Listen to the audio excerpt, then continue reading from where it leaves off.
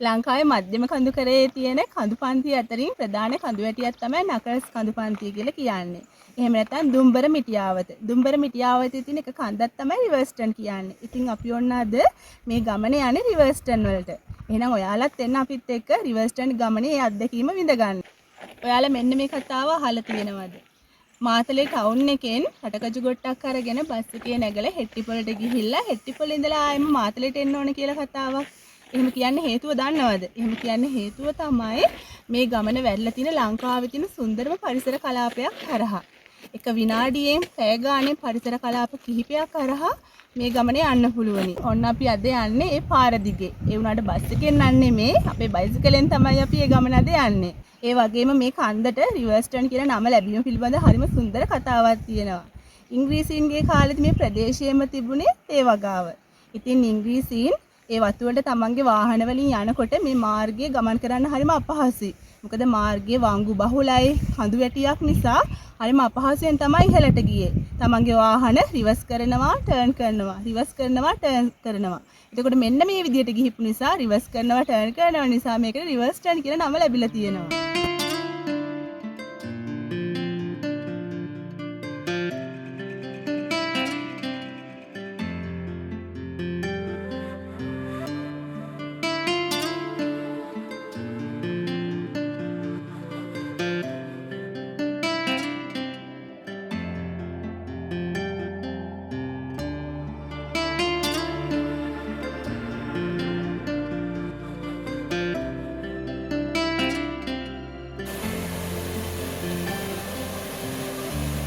රිවර්ස්ටන් ගමනේදී ඉස්සෙල්ලාම ඔයාලට හම්බ වෙන්නේ බබරකිරි ඇල්ල. රත්තොට නගරයේ ඉඳලා කිලෝමීටර් 5ක් විතර ආවහම බබරකිරි ඇල්ලට එන්න පුළුවනි.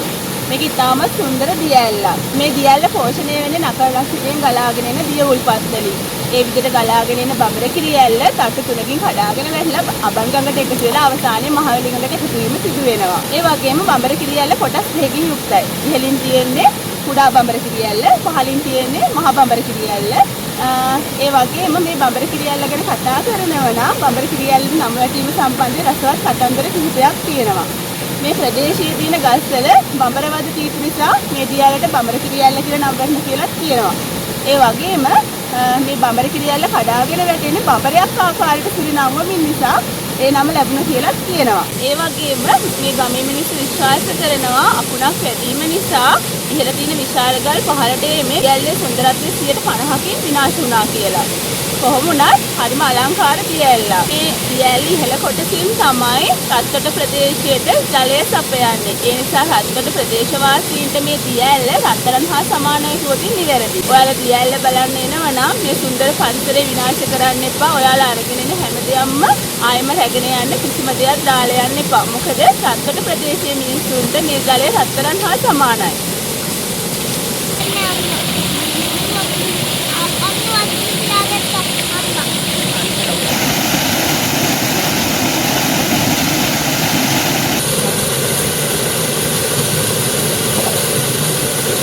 ලෝකයේ පිරිසිදුම ජලය තියෙන එක තැනක් තමයි නගර ස්ථාපිතය කියලා කියන්නේ. මේ තියෙන නගර ස්ථාපිතය හරහා ගලාගෙන එන ඒ ජල උල්පත් වලින් පෝෂණය වෙන දියැලක්. ඒ නිසා මෙතනින් වතුර දෝතක් අරගෙන කිව්වා හරිම වටිනවා.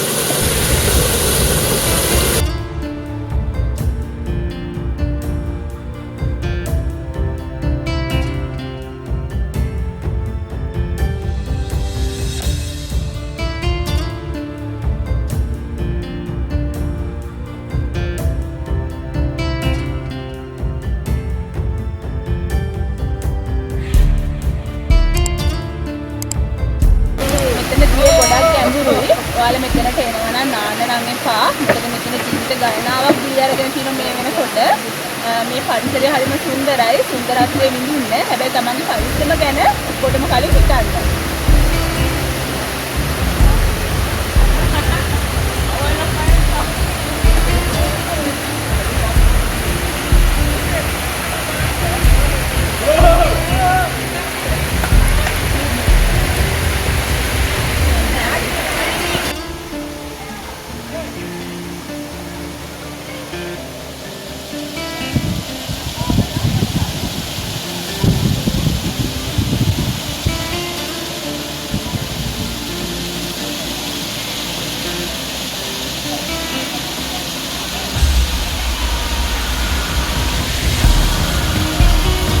උදාවද?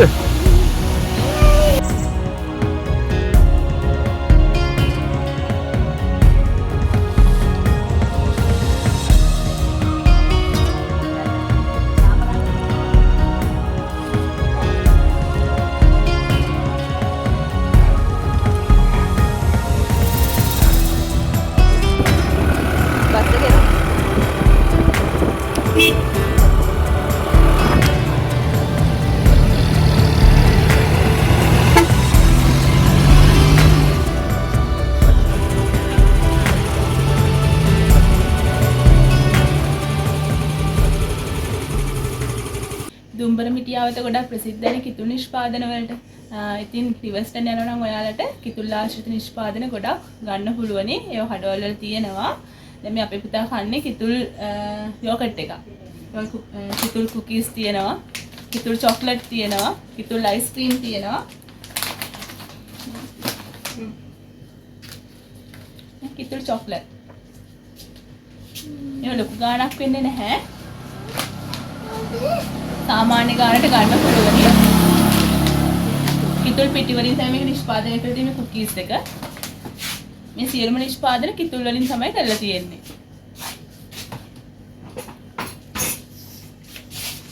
සියලුම දේ මෙහෙ විතරයි. කිතුල් හකුරු මෙහෙ විතරයි කියන්නේ වෙන කොහෙවත් නෙමෙයි.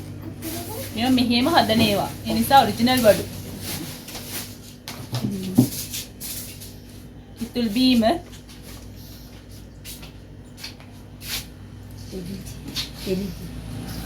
කිතුල් මීරා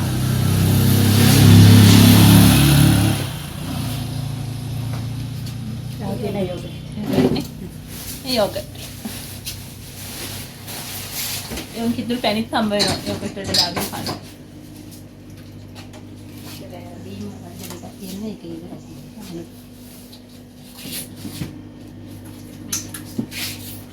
චොක්ලට් එකක් යනකොට ගන්න. හකුරු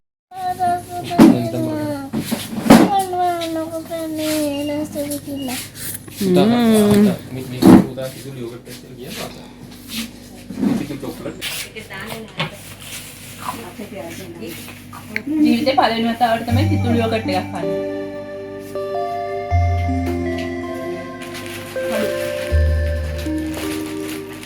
ඉතින් හරිම රසයි.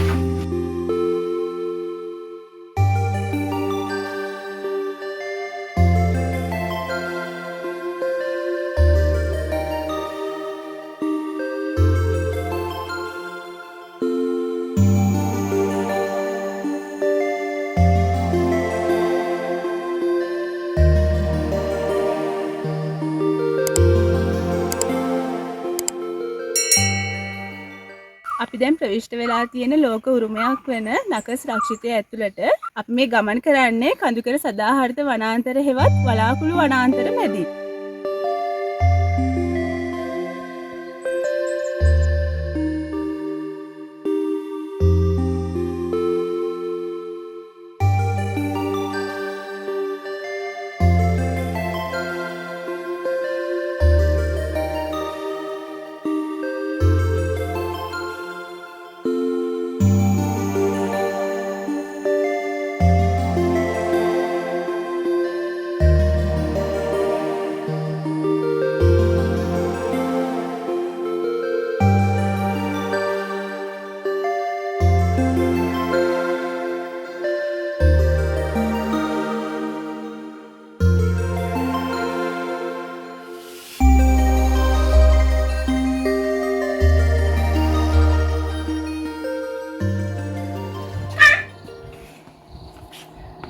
රිවර්ස්ටන් ට්‍රීට්මන්ට් ටිකට් එකක් ගන්න ඕනේ ඇතුල් වෙනවා.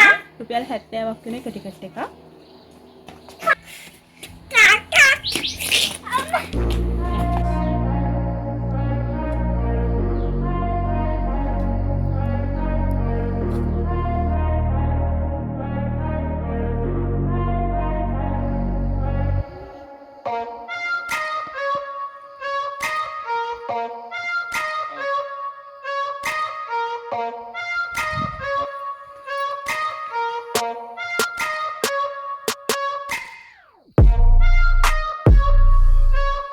මේ කන්දර ප්‍රදේශවාසීන් කියන්නේ බට අඩු කන්ද කියලා. ඒකට හේතුව තමයි රිවර්ස්ටන් වල තියෙන මෙන්න මේ බට විශේෂය.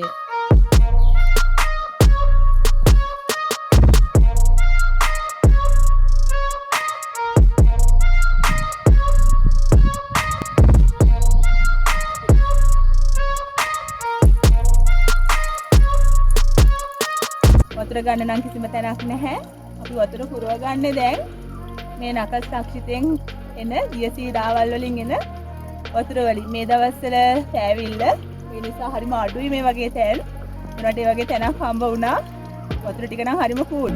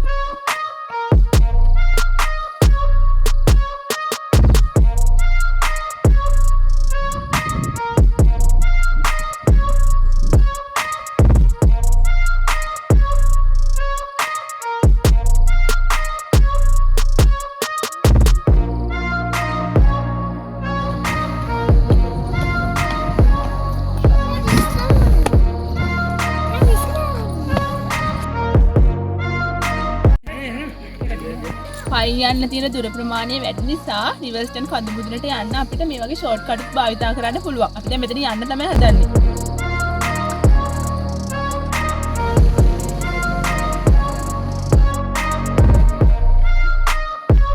ආන්නර පේන්නේ අපේ ගමනේ ගමනාන්තය.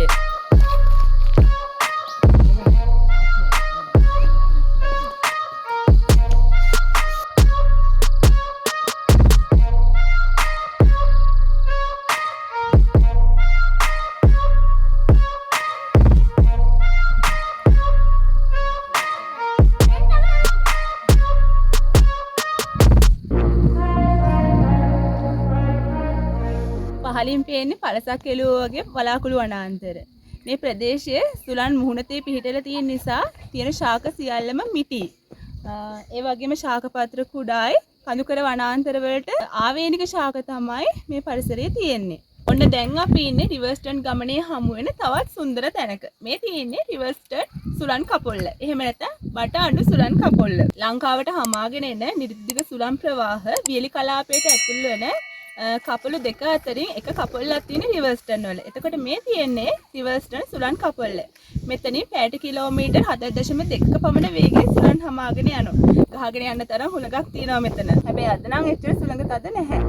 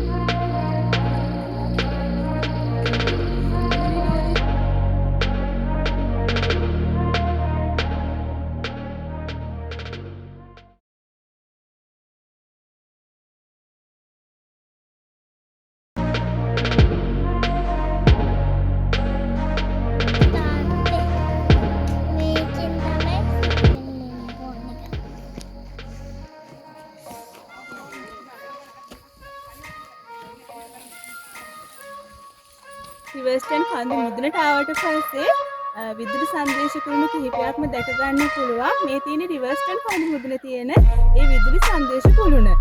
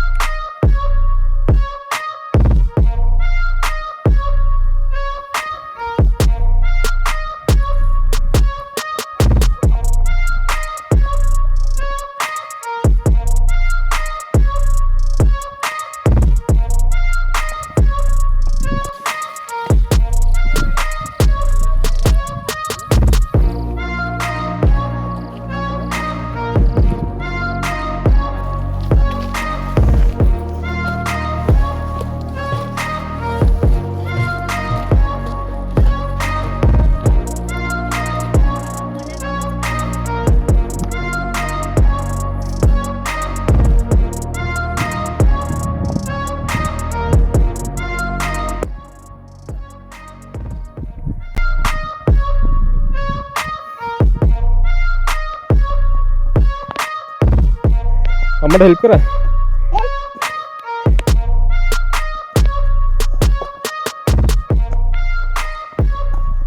අර පේන රිවර්ස් ටර්න් කඳු මුදුනට කවර් එක පේන විදිය.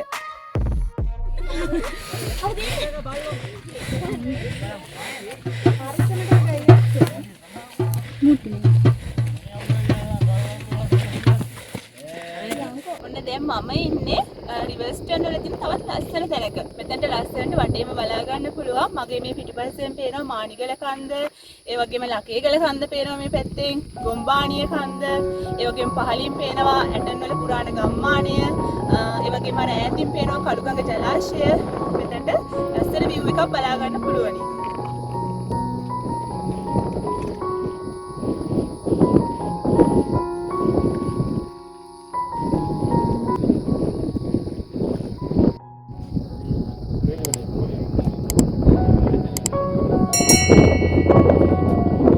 ඈතින් පේන්නේ පිටවල පතන. අපි එතනටත් යන්න බලාපොරොත්තු වෙනවා.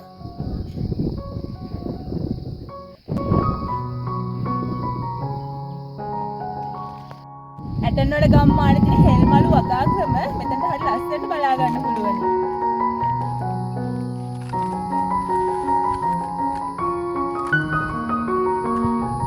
Travel with Travel Reverse Turn.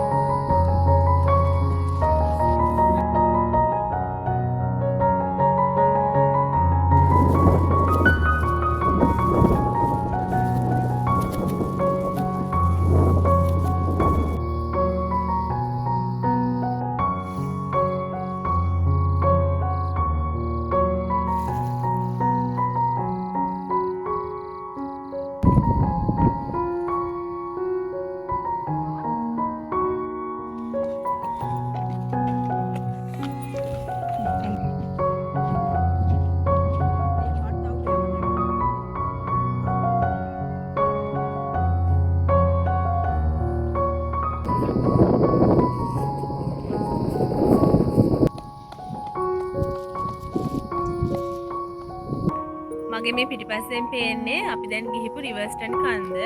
අපි රිවර්ස් ටර්න් ලොග් එකේ පළවෙනි කොටස මෙතනින් ඉවර කරනවා. ඊළඟ ලොග් එකේ රිවර්ස් ටර්න් ගමනේ ඊළඟ කොටසෙන් හමු වෙමු.